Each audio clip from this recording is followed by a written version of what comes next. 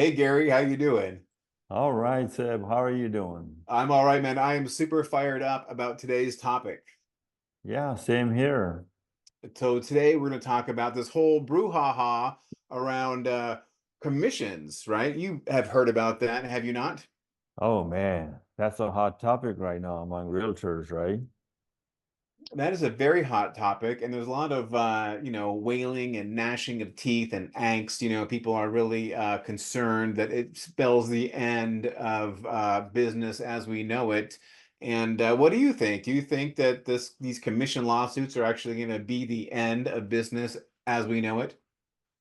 Well, I am concerned, but I don't think it'll be the end of it. I mean, first of all, we got a long way to go with these lawsuits, right? These civil lawsuits take forever, right?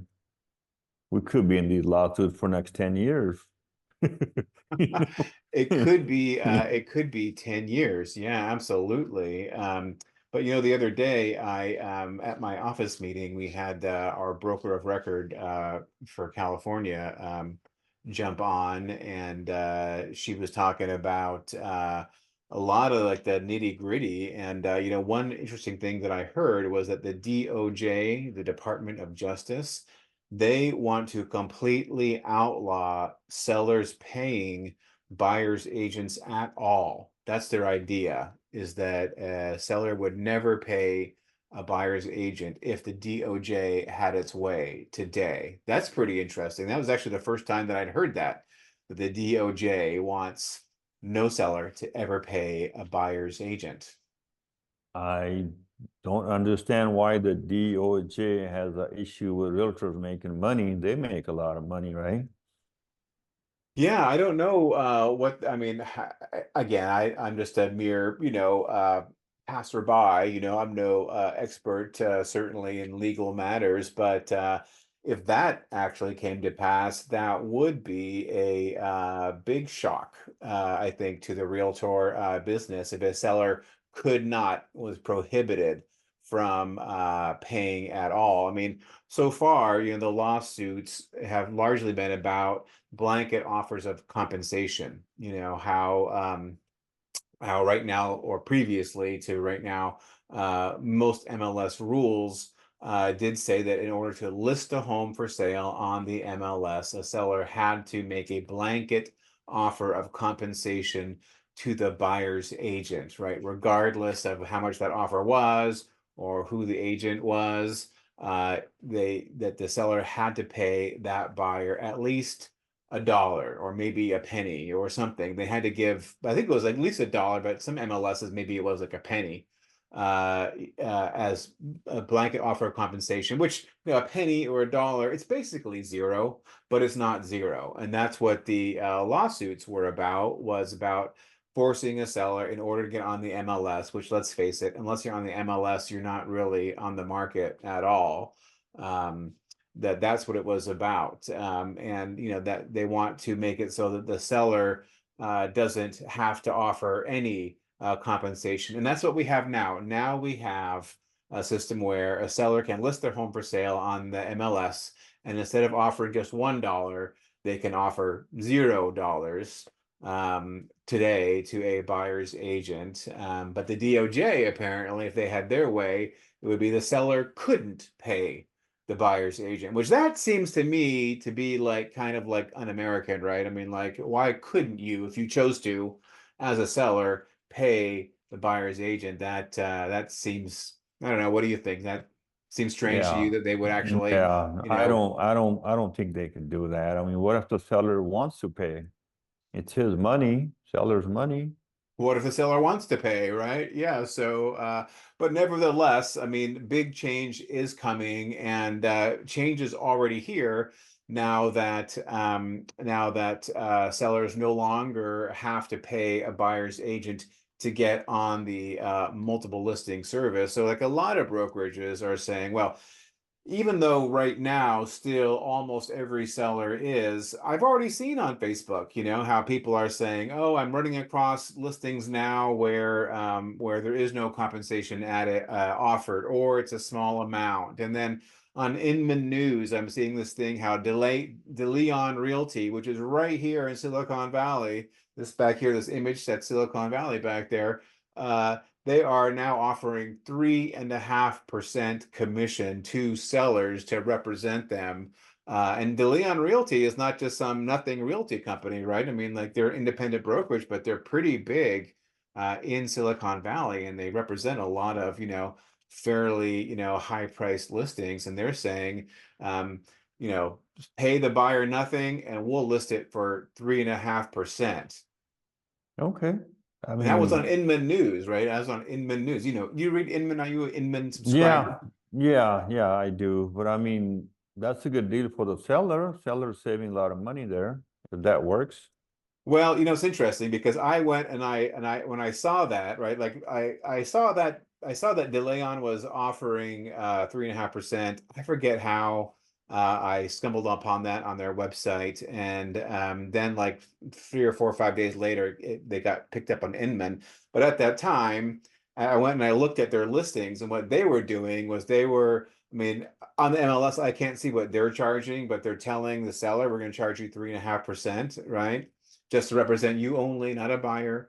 But then they were offering 10 grand, $10,000 in buyer's compensation, which, by the way, this is public information. If you go on Redfin, you'll see it's on Redfin. Like a lot of, this is not like a inside information here. Like this is everywhere. You can see the buyer's compensation now, right? They were offering 10 grand. So I'm not sure what they were charging in terms of the actual commission. They were advertising 3.5% to the sellers and paying the buyers 10 grand in the MLS. But then a funny thing happened, Gary, is that when I went and I looked at their closed sales, guess what I saw? What did you see? I saw a whole bunch of compensation offered to the buyer that was way in excess of 10 grand, right? They actually put the compensation, and for their closed deals, it wasn't 10 grand that they paid the buyer's agent. It was something else, which was what might be much more typical commission for the area. So what you're having here, I think, is basically, almost maybe like a little bit of a bait and switch. And I think that this is kind of what is going to happen to sellers in general, right? Because sellers in general, they're going to be told, oh, you don't have to pay a buyer's agent, right? Like I can, I'll list your home for 3% or 3.5%, but at the end of the day, I suspect that a lot of sellers are going to end up having to pay a buyer's agent anyway. What do you think? Yeah, so I mean, the way you describing is where this company, the way they're disclosing it up front and what's actually happening at the end is different. So you're saying that the buyer's agent is able to negotiate more commission, more than the 10,000 they're offering, right? So, Yeah, that's right. Well, that's what I think. I mean, like again, this is all fairly new, right? So it could be that in the future they will be, closing with only paying out $10,000. And these are like, $4 million listings, $5 million listings, $3 million listings. These are expensive listings, which that would be a big commission.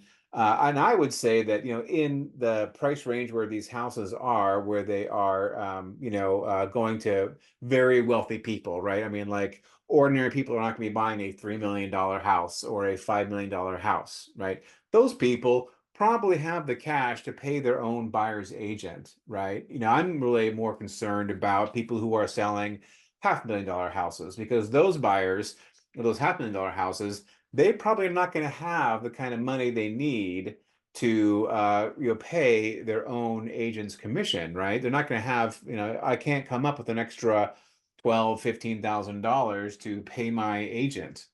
yeah, that's And what does true. that mean for the seller? What does that mean for the seller? What do you think that would mean for the seller if the seller is not offering any compensation to the buyer's agent, and it turns out that the buyer also can't pay an agent? What do you think happens to the seller in that case? Yeah, I mean, if the seller's not allowed to pay it, like you're saying, right?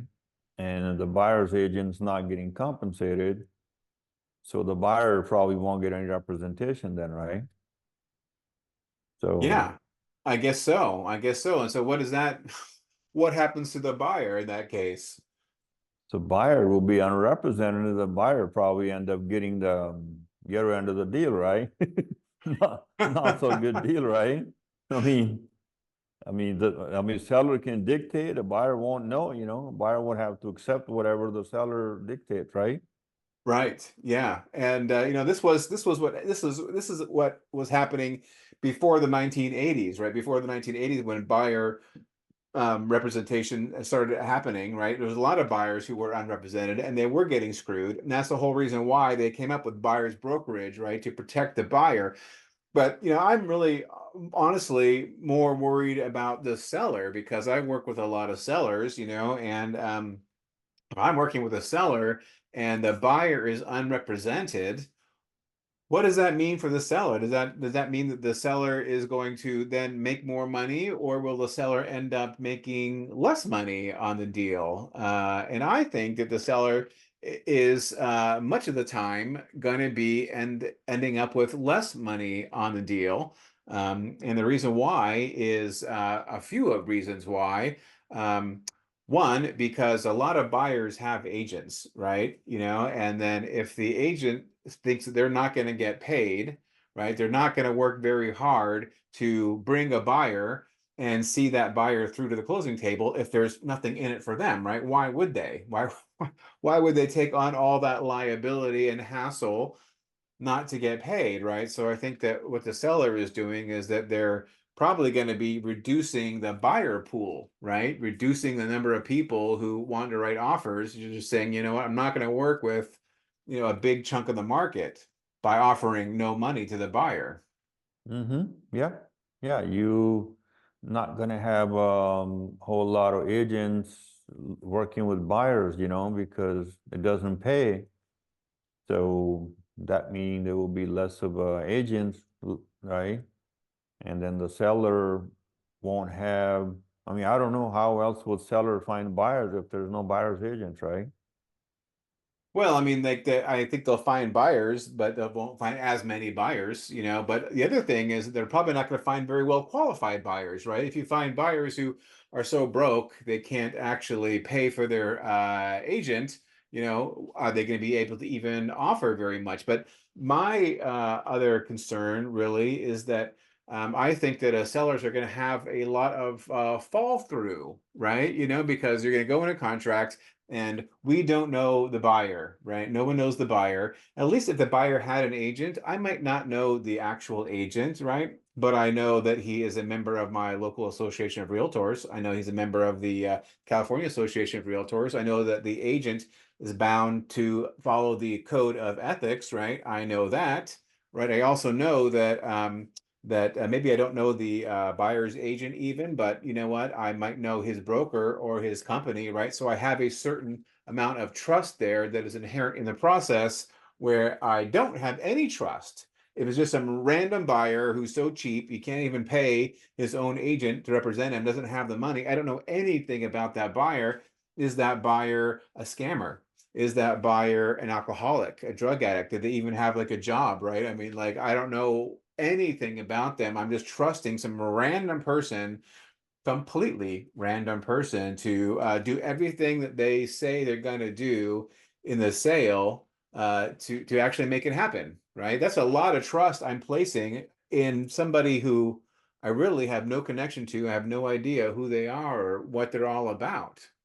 I agree. I agree. The seller taking on a lot more liability then, right? Even after the sale closes, right? Because there's Well, that's nobody right. I mean, the representing the seller, buyer. well, I mean, if the seller can actually get to the closing table with a buyer like that, I think that an unrepresented buyer like that who can't afford to pay their own agent, I think that the fallout rate is going to be much higher with buyers like that. What do you think the fallout rate is right now with just like random average in your market? Like, what percent of deals fall out of escrow, would you say? Ooh, I would say at least 20%. 20%. Yeah. Yeah, I think in my market it's less than that. I think it's like 15%. I don't have any numbers, but I think it's yeah. about 1 in 8, maybe 1 in 7, something like that. Deals Mm-hmm. fails to close is a pretty good percentage.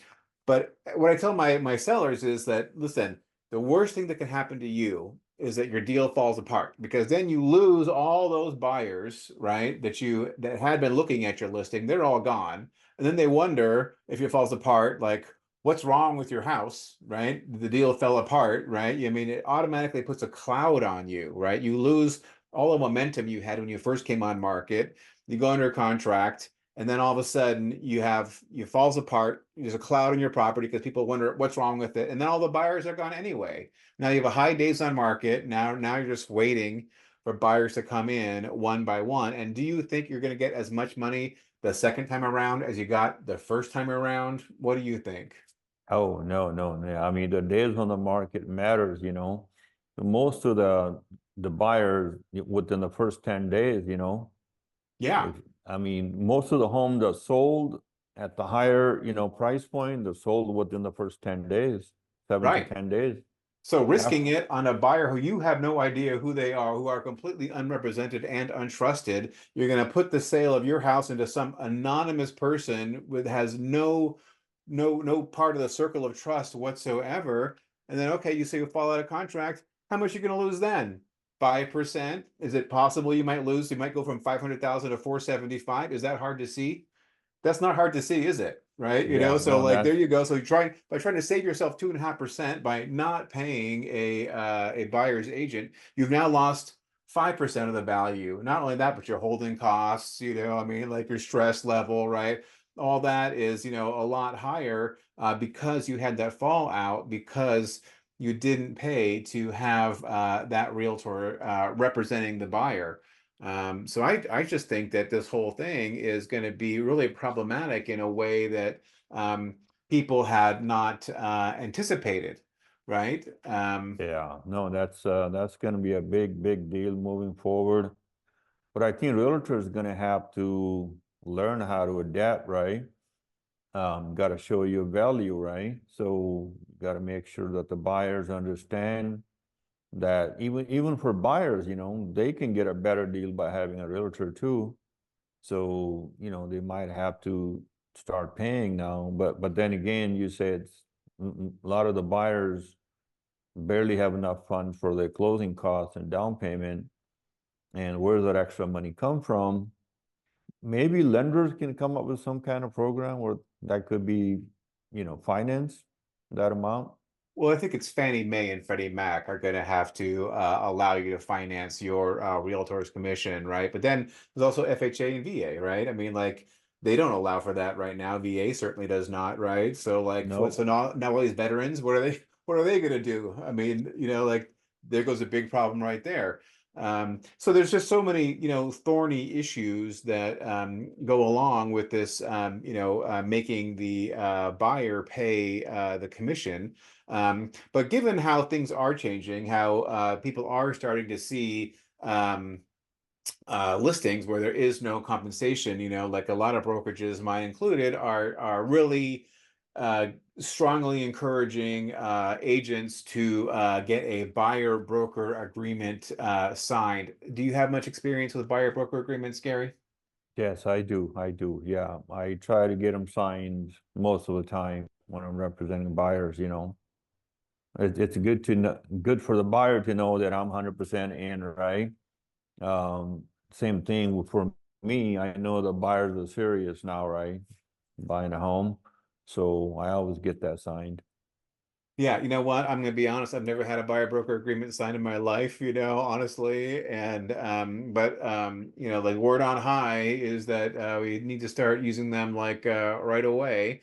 So and they're offering training on how to get buyer broker agreements signed. But maybe you could give us a little training right now. What do you tell your buyers to make them sign that buyer broker agreement? There's really not much, you know. I tell them, hey, before we start shopping for homes, you need to sign this agreement. So I'm fully committed to you, and you fully committed to me. This is just a simple agreement between us, and most people really don't have any issue with it. If you don't make a big issue about it, yeah, this got to be signed, right? Just like listing, you don't list the property without listing agreement, right?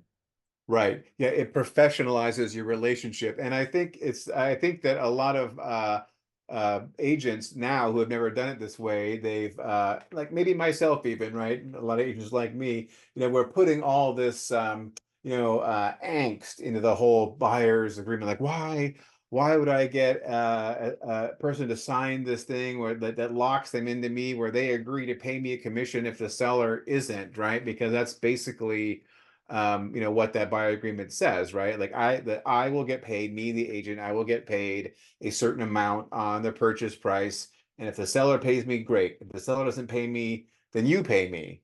So you tell your buyers that? Yeah, absolutely. You want to Eh, make sure that you're getting paid, you don't want to, represent them and then at the end you don't get paid, So, do you ever like any pushback on that? Do they ever say, well, Gary, if the seller's not going to pay you, that means that I'm going to have to give you like 13 grand or whatever? I mean, like how's that well, conversation go? I mean, this hasn't happened yet, so most sellers are paying still. So Right. we're not at that point yet. I don't know what would happen in the future, Right. Yeah, it you hasn't know. happened yet. And so Yeah, that's a good thing to tell your clients, like this is kind of unusual that this would actually happen. But I have seen even like years ago, I've seen like $1 listings in the MLS when $1 was the minimum, right?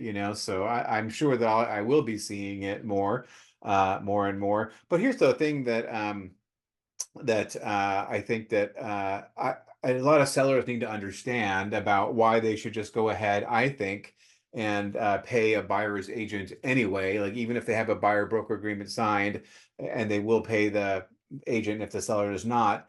That's because what really matters to the seller, it's not how much money the realtor's getting paid. What really matters is how much they net at closing. Isn't that true, Gary? Right? very true, very That's what true. Yeah, actually matters, right? So yeah, like, yeah, okay, so I'm a seller, I'm a buyer, and I'm going to pay you 500 grand if you pay my buyer's commission, my agent's commission, or I'm going to pay you 487 if you don't. What's the difference to the seller? yeah. No, I mean, absolutely. Seller always nets more by using a buyer's agent. I Well, mean, yeah, most, because they're not going to fall out, right? yeah, For one, but it's the same money. It's like 500 with me getting a commission and 487 with me not getting a commission, right? Like you could take it which way do you want, Mr. Scheller? Do you want the 500 or do you want 487? And it's the same money to you. Like, why would you care, right? Like you yeah, probably wouldn't care, right? I mean, that's what I think, right? It's yeah. I always mean, how much money do you get? look at for sale by owner, they always get lowball offers from buyers because the buyers know there's no agent commission, right? Right. Yeah. So they Well, always that's get, yeah, That's exactly right. I mean, like if you're a for sale by owner, they think they're going to keep the whole like 6% or whatever, right? Like there's no standard commission. I think that a lot of for sale by owners imagine it's going to be 6%, and that by going for sale by owner, they're going to save 6%. But just right off the bat, I can think that most for sale by owner, most buyers would say, wait, I have no agent, so I'm taking off 3% for me, and you have no agent either, so I'm taking off 3% for you. So why am I paying you, 500, like 500 times 6 is 30. I'm going to offer you 470. Like, why would you think that you get to keep that commission? The commission is to pay an agent. If there's no agent, why yeah, are you getting that? Right. So sellers think that they're going to get this money, but it's really not going to get the money because what I tell people is like, who has really been paying the commission all along? Is it the seller who pays the commission or the buyer who pays the commission? I mean, the total commission. Who do you think it is, Gary? Is it the buyer or the seller who pays that commission yeah. at the end of the day? I mean, that's a good question. So, I mean, the buyer's the one paying, right? All the money in the deal comes from where? Yeah, from the All buyer. the Yeah, money in the deal yeah, comes from the buyer, right? yeah, So like yeah, ultimately the buyer is the one paying the commission. If the buyer were to wait and then the deal and the listing expired and it was no longer on market and the seller didn't have to pay a commission to anybody, right? And the buyer said, I'm going to go back and now I'm going to get a 6% discount by waiting. The buyer could do that, right? The buyer could yeah, wait, buy it yeah, directly from the seller after it's expired, right? And offer 6% less if that's what it was. We don't know, right? And then it would be the same money to the seller, but then who would have saved the money? The seller or yeah. the buyer? Yeah, well, the The, buyer the saves the buyer would have money. saved the money, right? Yeah, So like, yeah, so at the end of the day, now I understand like legally, it's been determined that actually this is the seller's money. I don't understand how they got through the process, but basically, like legally, maybe it's how the accounting works, and because like you can see in a closing statement, right? Here goes money in, money out, and the money out does go out from the seller's side, right? But Yeah, all the money in comes from the buyer's side, right? So the buyer is funding everything. And the buyer is not privy to what the seller is paying their agent. The buyer is not privy to that. But like in 98% of cases, what the buyer's agent get is also what the seller's agent get, right? Like it doesn't have to be split 50-50, but most of the time it is split 50-50, right? Like, and not just most of the time, almost all the time really is statistically the answer to that, right? So all that money is coming from the buyer anyway. So when the seller is trying to save themselves the commission, really, they're not saving them anything. They're not saving themselves anything. All they're doing is they're limiting the pool of buyers, and the buyers they're gonna get are going to be less trustworthy and reliable buyers than if they were just paying the commission anyway, right from the get-go. absolutely, absolutely, yeah. So I mean, obviously, we're seeing things are changing now, so I really don't know where it's going to end up. Um, Hopefully DOJ can calm down, you know, and don't take this too far, you know. Otherwise, I mean, some countries they already have buyers and sellers have their own agents, you know. So we may have to get used to that. Yeah, who knows what's going to happen? But I think that the result of these lawsuits and all that we are because it's going to be appealed and all that. I think that it is some time away. But I think in the interim between now and then, I think that like I am explaining to my sellers. I've always explained to my sellers like here's total commission and here's how much we're going to offer to the buyer's agent because when you write a listing agreement in California, there's two places, right? Total commission and of that, how much of that is going to the buyer's agent? Now they're talking about changing that entirely. They're going to modify the listing agreement to basically say here is the seller's commission and here's the buyer's commission, right? So it's not going to be one amount minus another amount. They're going to be completely separate amounts on a listing agreement, right? How much you want to offer me, how much you want to offer the buyer's agent. That's what I understand I think is that, yeah, that will clarify things. The way listing agreement written right now, it is a little confusing, you know. It is a little So confusing. Many times people say like, "Hey, is it this plus this?" Like, yeah, no.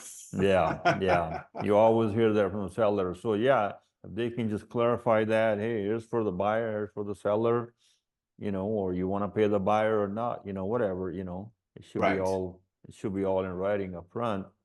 Even Right. though it is still is, you know, up front, but I don't know why these lawsuits are coming. I don't understand, Well, but I think the reason why these lawsuits are coming is because lawyers stand to make a whole ton of money, right? That's why there's now like 21 copycat lawsuits, right? I mean, they're just cha-ching, yeah, cha-ching, right? Going like, okay, so $1.9 billion verdict or 1.7, whatever it is, and my fee is 30%, so like I'm gonna cash in to like what $400 million. I don't know what 30% is, right? $400 million or yeah, whatever. I mean, like obviously, I mean that's a lot of dough, right? yeah. And I mean, like I can understand why some sellers are upset, right? Because they hold on. I can see why some sellers are upset about that, because I mean, like maybe they got bad service, right? Maybe the buyer pulled one over on the listing agent, right? Maybe they really did get shafted because the buyer's agent did a better job representing the buyer than the seller did, right? Maybe that could be the reason why. I mean, who really knows? I mean, I've run across a bad agent or two in my day. Yeah, that's, I mean, you know, not everybody's same. So, you know, just like any profession, there's good professional, there's bad, you know. Right. So, I mean, this could happen to seller or buyer. So, yeah, I could see that. Maybe some seller felt like, you know, maybe maybe the agent didn't have understanding how to explain things up front, right? Like, hey, Yeah. you know, you have option to negotiate or whatever, right? Right. So, Well, I've got a question. Like let's just say that now because the California purchase agreement has been modified somewhat, so you can shift the commission in the purchase agreement if there is a buyer broker agreement signed. It's paragraph 3G3 or something like that of the California purchase agreement, and all you people in Texas and Arizona and New York, you guys all have different listing agreements and buyer agreements, but broadly it's gonna harmonize across the country, I think, these standard practices. But right now in California, you can basically, in the purchase agreement, you can specify, if the seller is going to pay that commission or not, if there's a buyer broker agreement, right? Um, but here, my question is, like, let's just say that there's not a buyer broker agreement, and because the principle is that buyers and sellers can negotiate their own commissions now, right? Well, what happens if a seller gets an offer, and let's just say they're asking 500, and the listing agent, the buyer's agent comes in and offers them 487. Can they turn around and now say, okay, well, 487, but your agent gets nothing? Right? Like right now you can't, like in the past you couldn't have done that, right? In the past it was like inviolable, right? If you had that written into your listing agreement, that's what you're paying, that's the deal, right? But now they're saying that's not true anymore. I know, and so that's interesting. So what would happen then? The seller Well, what said, would I'm not. happen then? Yeah, I want to know So what would happen what then. happened to that agent who did all the work? Right, right. Well, who knows, right? I mean, like, interesting times, and you know what, I think change is good. I think change is very exciting, and I really hope that some of this change results in a lot of realtors getting out of the business. That's what I hope, and that the new agents who come in, will have a much more tempered expectation as to what it's really going to be like and how much value they have to provide. Because when new agents come into the business, very few of them end up listing properties, right? Almost all agents start as buyers agents, Yeah, right? yeah, And it's going to be a true. lot harder, I think, to prove that value as a buyer's agent. Maybe we can talk about that next time, like how you can show your value as a buyer's agent. Maybe we can talk about that in our next episode. I think that's a great one to do. Yeah. I All right. mean, Right. All right. Good deal. Well, listen, we're out of time here, Gary. We got to wrap this up. Any final thoughts? well, let's just hope for the best with these lawsuits. Well, let's just hope for the best with these lawsuits. Well, I'm sure it will all work out one way or the other. All right, Gary. Hey, man, thanks so much for your time. I appreciate it. We'll catch All you right. later, okay? Yeah, yeah, you got it. Thanks. All right, buddy. Take it easy. All right.